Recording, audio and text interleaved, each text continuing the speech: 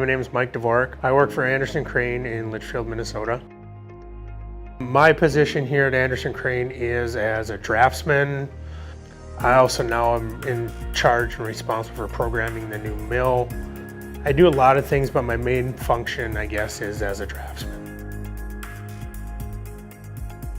90% of what we do would be screw conveyors, and we do bucket elevators as well, but our big thing is material handling equipment.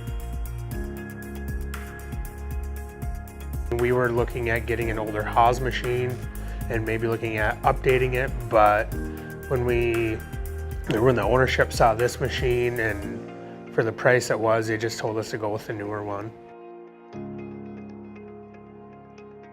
For us just to move forward so we don't have to rely on other places and waste valuable time waiting for parts. And I think the biggest thing with the TRM was that, I mean, it was user friendly, but we didn't have to worry about updating anything.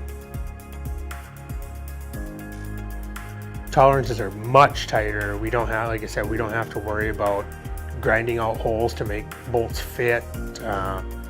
Everything lines up just the way it should, and been very happy with it.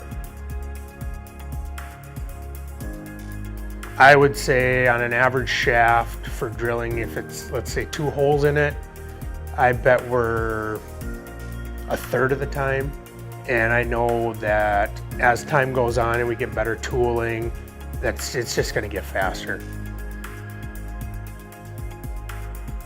The doors are great because we also, instead of just having the standard bed, we put a bigger bed on, a longer bed on it out of 1¼ plate.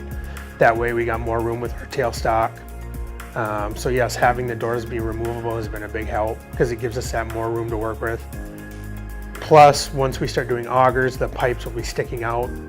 So if we didn't have that feature, we couldn't do, half of what we want to do with it.